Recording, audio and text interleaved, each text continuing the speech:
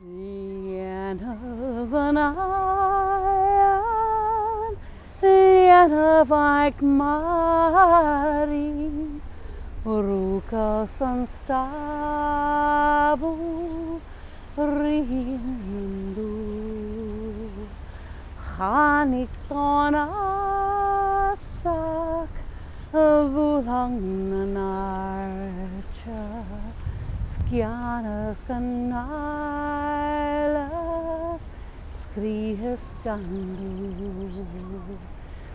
Geta fieslanaban, akriran antalavan, grena cascaraves, jana banu.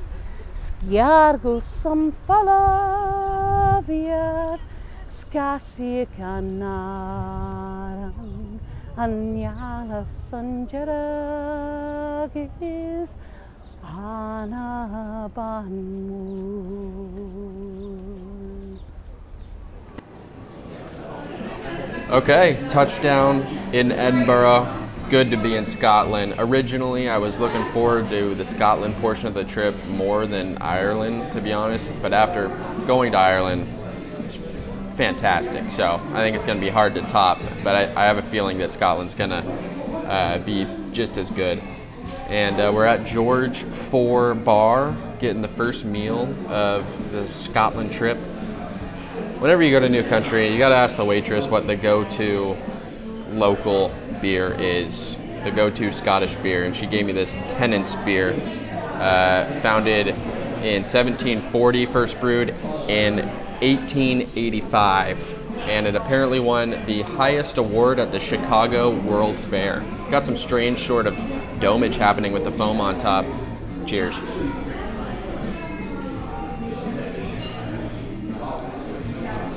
Nice and light, 4%, easy drinking. It's the Coors Light of Scotland, baby.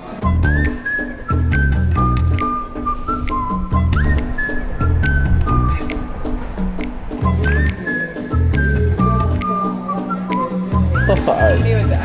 Look at this domage on top. What is that? That's crazy. All right, first haggis experience. Essentially lamb organs, heart, liver, minced onions in there. The last time I had heart was in Thailand and I almost died, so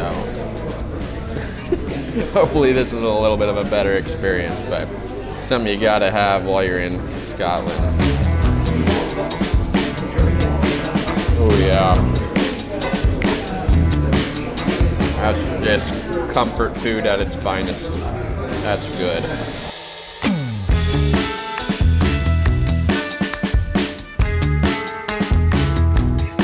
Over the next week, Alicia and I will be traveling throughout Scotland, from Edinburgh to Braemar, Inverness to the Isle of Skye, and Oban to Glencoe.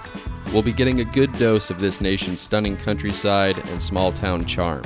And as someone who loves landscape photography and exploring local pubs, it seems difficult to dream up a better destination than the country of Scotland. Alicia is particularly happy to be here due to her obsession with things like Harry Potter and meals consisting of meat and mashed potatoes. And if you're looking for a comfort dish that'll knock your socks off, look no further than Macker's Mash Bar, which is located right in the heart of the city. They say this place is like a craft brewery, but for food. No artificial ingredients, no deep fat fryers, just clean local ingredients and a focus on small batch dishes. Alicia and I both opted for the slow-cooked beef shoulder with horseradish infused gravy, which Alicia claimed to be the best meal of her life. So good. Oh my god.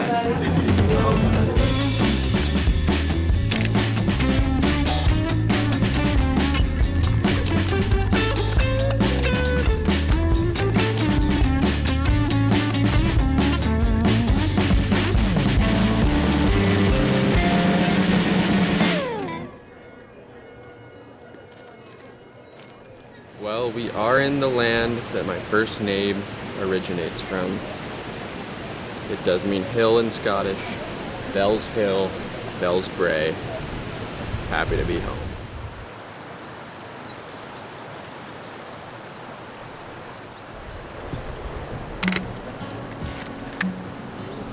So unique, that photo right there. Crazy. Both Alicia and I ended up shooting quite a lot of film on this trip. I was rocking my Pentax 672 with mostly Kodak 250D IMAX film and Portra 400. Alicia was shooting on her now unfortunately deceased Fuji GS645S Pro with Gold 200 and a couple of rolls of Fuji 400H. After getting the Mamiya 7 about a year and a half ago now, it's been hard to convince myself to bring the Pentax on trips like these, as it's quite a bit heavier and less travel friendly. But after seeing the photos from this trip, I can safely say it was worth it. The two lenses I have for the Mamiya are the 43 and 65, while I have a 55 and 105 for my Pentax system. I found myself enjoying having a wider range of focal lengths to play with for both landscapes and portraits throughout my time in Scotland.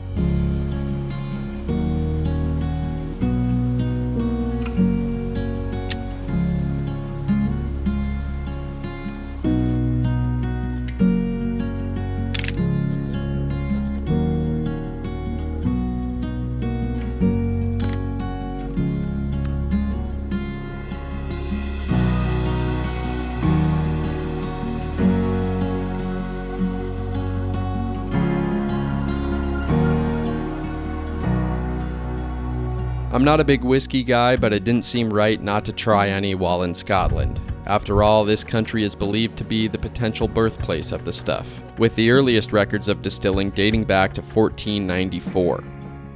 One spot to try is Jolly Judge. It's a quaint little pub tucked down an alley just outside of the Edinburgh Castle. I made the unfortunate mistake of saying scotch instead of whiskey when ordering, which is apparently quite improper while in Scotland because it earned me a slap on the wrist from the bartender. Alright, it's scotch time. There's no way around it. Not a big whiskey guy, but we gotta try it while we're here. The two main flavor styles of whiskey here are peaty and sweet, with peaty having a more smoky flavor profile and sweet being, well, sweeter.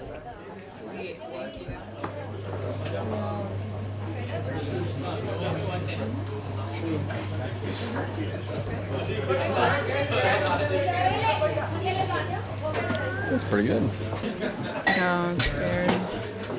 Well, this is a sweet one, so I think it would be okay.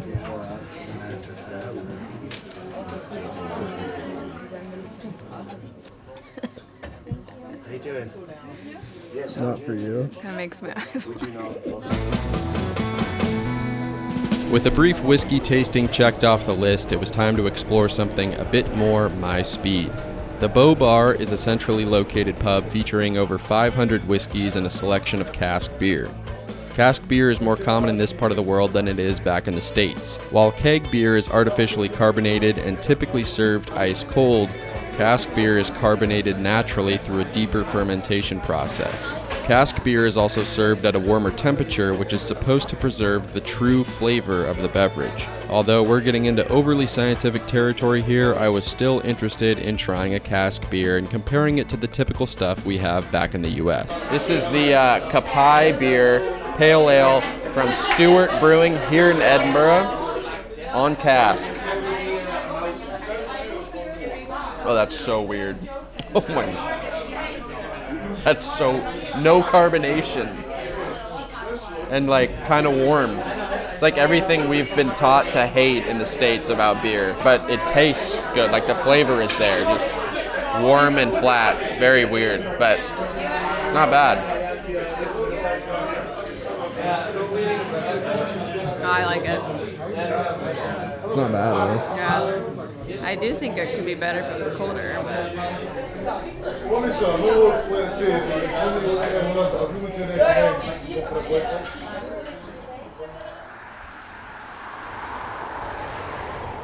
The first leg of our road trip would take us from Edinburgh to Balliter, which is a small town about 3 hours north of the capital city. Our drive would take us to the edge of the Highlands and into some of the most gorgeous outdoor spaces I've ever seen. I was also happy to see that compared to Ireland, there were a lot more spots to pull over on the side of the road, which is great news for any landscape photographer.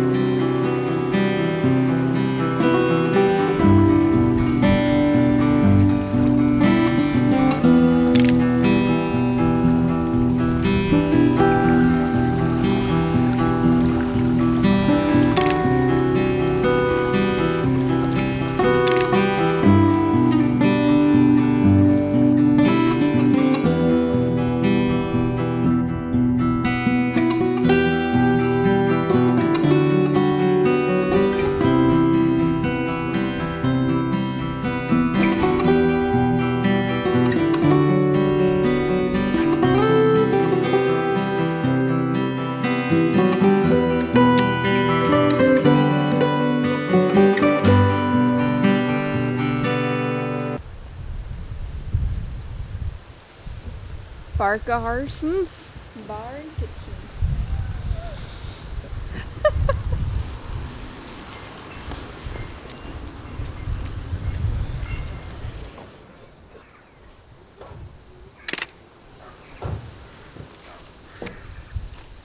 Bray is in Braemar.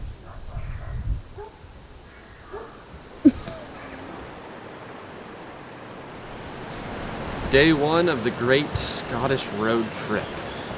And we are about 30 minutes outside of our final destination in a small town called Braemar. Going to be running into a lot of braes on this trip, which is pretty fun. But beautiful small little town. And I'm going to grab a little long exposure of this river. You know me and my rivers. Can't get enough of them. What a beautiful, insanely beautiful country. This, I mean, and we've only driven a couple hours outside of Edinburgh, but holy crap, this place is unreal. I'm really looking forward to the next few days of driving around, exploring more of the Highlands. But let's kick off the Landscape Fest with a nice little long exposure of this river here. Been lugging around this huge ass filter kit the entire trip. This is the first time I've actually utilized it, so I knew it'd come in handy at some point. People walk, like when people walk by me and see what I'm doing, they definitely are like, that's the first time this dude's ever taken a photo. Look like a fucking idiot. All right, F11, Portrait 400 in the camera. 8 stops of ND. Going to give us a 2-second exposure, which after reciprocity should be about 3 seconds. Okay.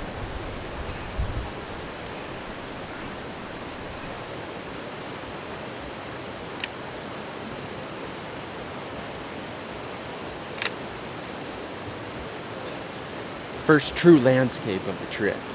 Got my tripod set up, the shutter release cable, the ND filter on. I am a real landscape photographer after all.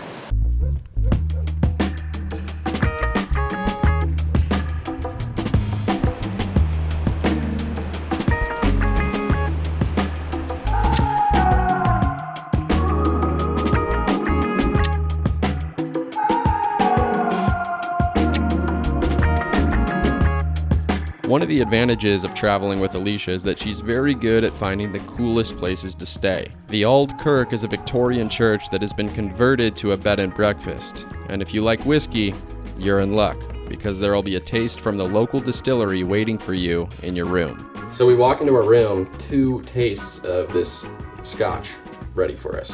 I'm not supposed to say scotch, whiskey. It's from a distillery just a few miles up the road called the Royal Lochnagar Distillery, and gotta give it a little taste.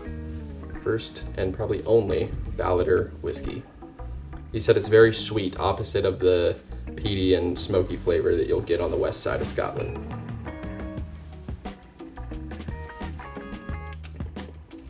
Holy fuck, what the fuck? That is the smoothest, I mean, this tastes like a cider. This is the smoothest whiskey I've ever had in my life. This has to be a 4% whiskey. Try this, Alicia. What the fuck is that? I will tell you exactly what that is, you dumbass. That is a whiskey diluted in water, which I did not know was a common practice in many whiskey tasting scenarios. Sometimes my ignorance is overwhelming. My name's Bray, this is my bridge. My bridge, Bray Bridge. We stopped in this small town called Carbridge, and Alicia noticed this super cool old bridge in this town. It was built in 1717, so it's older than the US, which is more common around these parts than you'd probably imagine. And yeah, I mean, super picturesque. Got a little river flowing under it.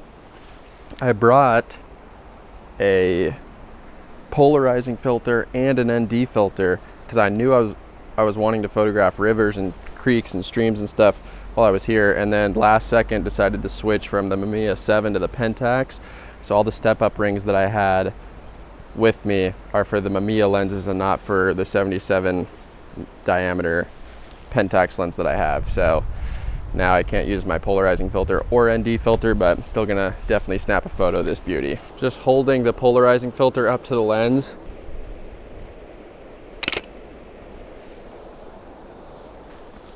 I'm gonna take one without it just to be safe.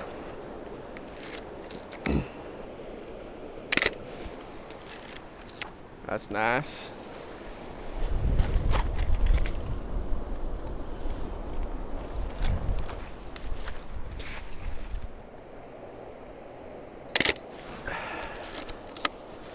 That's probably the closest we've gotten to like the you know, that quintessential bridge that I'm looking for. Oh, I quite like this as well. Just gonna wait for these cars to, or people to move. Bingo.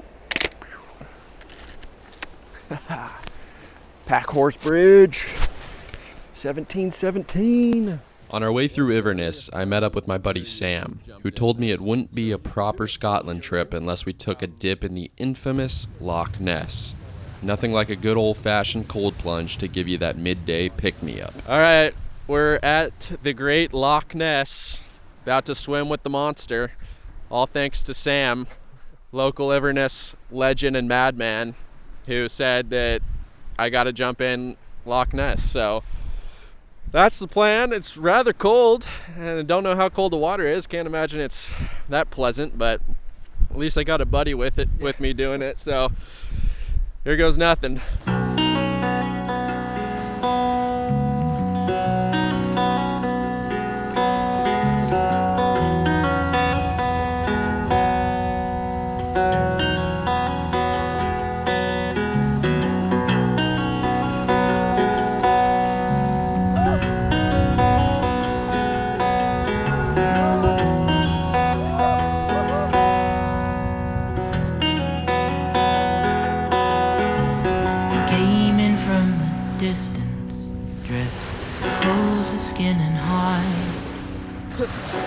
Seemed an ancient knowledge, the books they kept inside.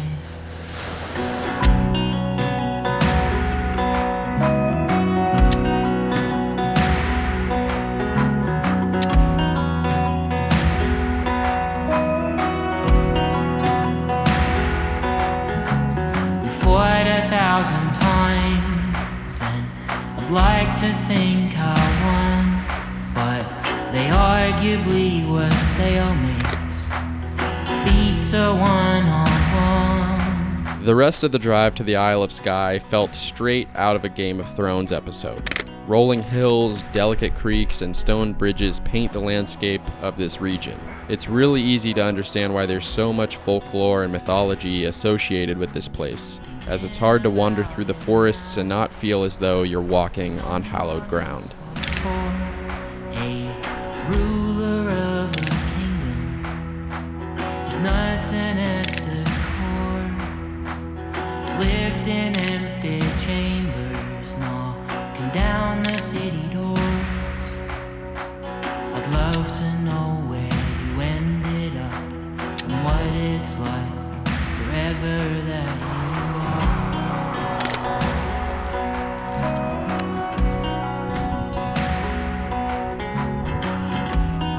This place is out of this world. I am stunned by the beauty here. One thing I regret, it was stealing all those cedars, removing Humbaba's head, but it was fun. Run the roads reckless, abandoned, fighting with the sun. Taking back the trophies to the cities that were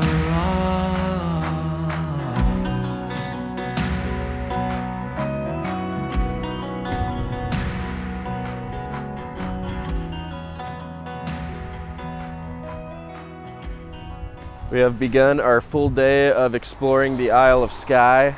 and I have a feeling it's going to be pretty extraordinary. I still have 3 shots left of this roll of LVO 100, so probably not the most ideal film stock to be using right now, but I'm gonna make do with what we got in the camera.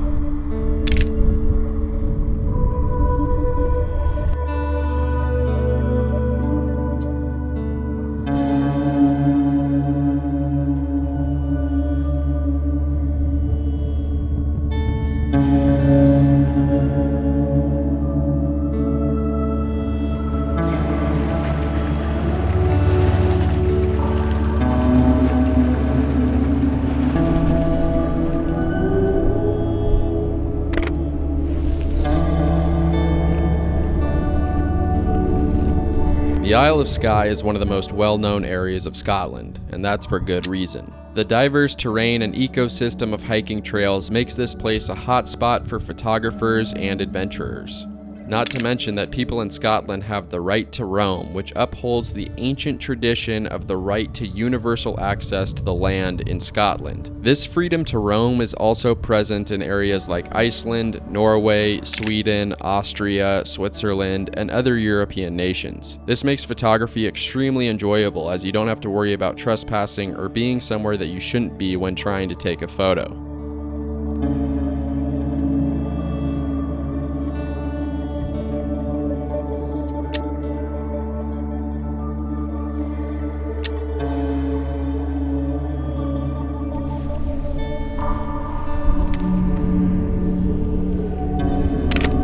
This is a pretty simple photo, but it ended up being one of my favorites from the whole trip. This red telephone booth was out at the very northern tip of the Isle of Skye, and just as I was going to take the photo, a van of the exact same color ended up driving right down the road. Had the van been any other color, I don't think this photo would be half as interesting. Just one of those lucky coincidences that I was fortunately ready to capture when the opportunity presented itself.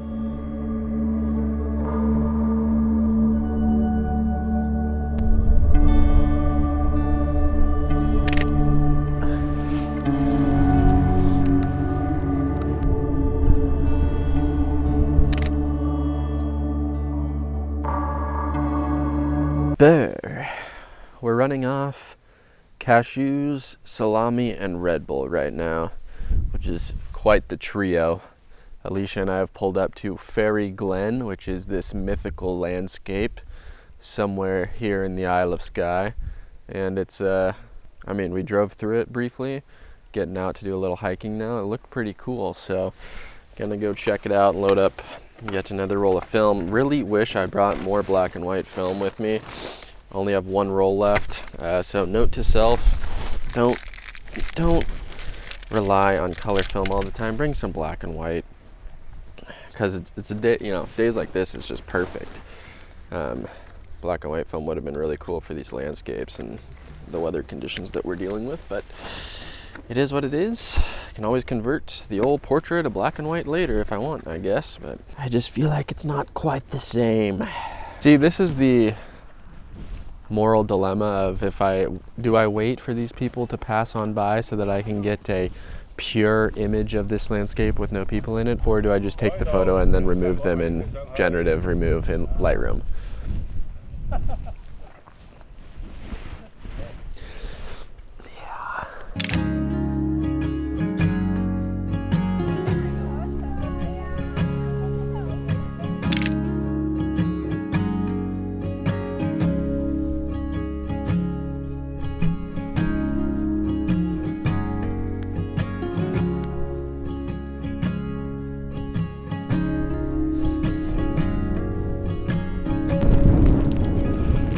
Alright.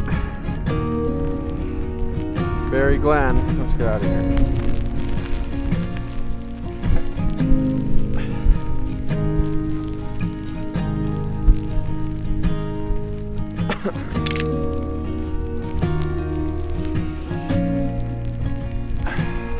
Torrential downpour, check. Random bloody nose, check.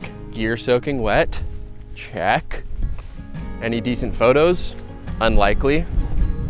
Fairy Glen was everything I'd thought it would be and more.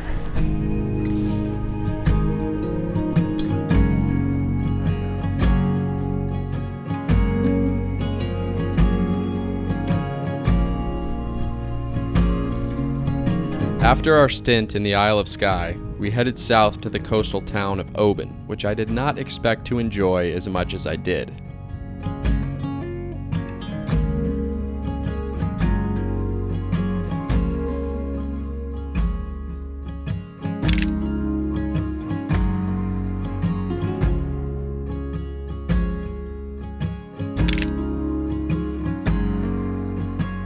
Welcome to Oban, where things to do include duck into a bar because it's fucking raining again. This looks like the type of place where we're gonna walk in and everyone's gonna turn and stare at us because we are not supposed to be here, but we'll see how this goes. My assumption was dead wrong. In fact, we were greeted with open arms by an Australian man named Adrian who was eager to participate in absolute tomfoolery for the next several hours. Look, it's a sign of friendship. He's giving you a rolling Okay. But first, before we do any of that, Yes. the first, shots. Shots. No, dos slancha. Dos slancha. Slancha. Yes. Dos slancha. Slanchavor. Slanchavor. Here we go. And don't just down it. No? No, you gotta sip it and he downed it. Yeah. And he does. He's a bloody Australian. I'm an Aussie. Oh, Johnny's here. Yeah. I know, you just disappeared without us. Folks, we have a birthday. It's David's 18th birthday. Not really. Happy birthday to you. Happy birthday to you. Happy birthday, dear David. Happy birthday to you. Hip hip! Hip hip! Hip hip! Now it's your time to buy the shots. After a ridiculous night of shenanigans around Oban with our new friend Adrian, I needed to get back out into nature and take some photos. And I was told that the best place to do that was just up north in Glencoe Valley. Highway A82 runs through the valley and offers incredible views of the surrounding peaks. There's plenty of areas to pull off and tons of hiking trails all throughout the mountain range.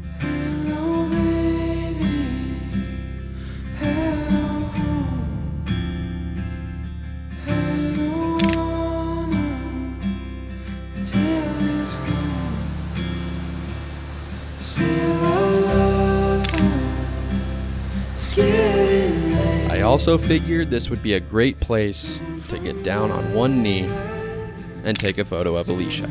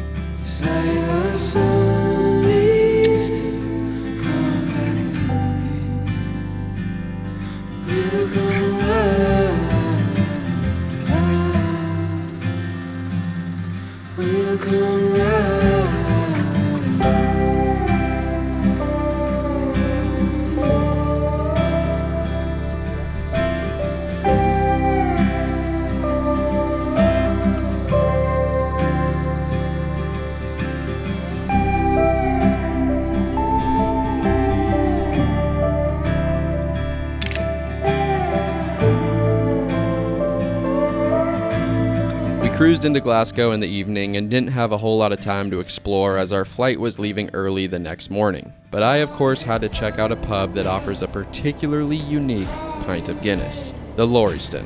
In between the regular tap and the extra cold tap lies the elusive middle tap. This brings the beverage up straight from the keg, resulting in an apparently warmer, heavier, and creamier pint. Although I'm not so sure I can get on board with this pouring method. Okay. Let's see if it's any different.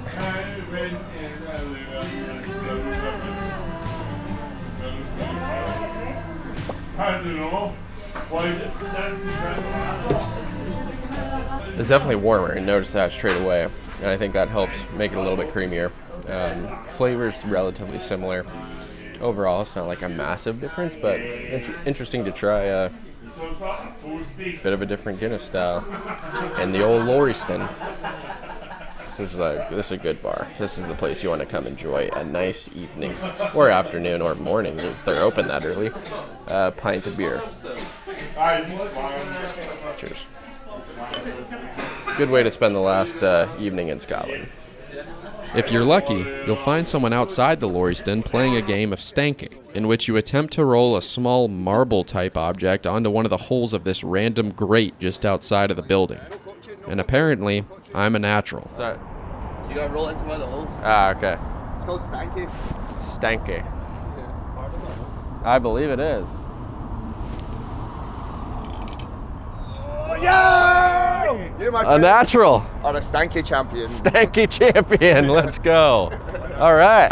And with that, our Scotland experience comes to a close. Another European nation checked off my bucket list, and another place I'm sure I won't be able to go too long without visiting again. Whether you're a photographer or someone who just generally appreciates the outdoors, Scotland is a country you can't miss.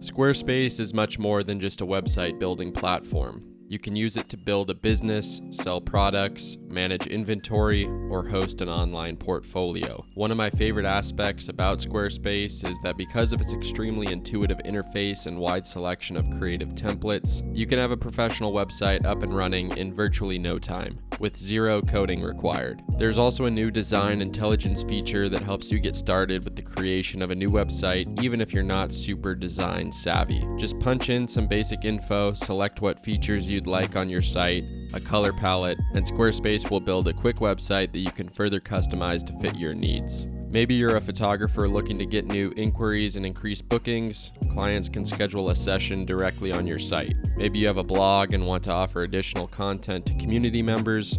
Squarespace offers memberships for those creating exclusive content. There's so many features that make Squarespace the one-stop shop for those looking to create or expand their business. If you'd like to receive 10% off your first purchase of a website or domain, head over to squarespace.com/Bray or use code BRAY at checkout to do so.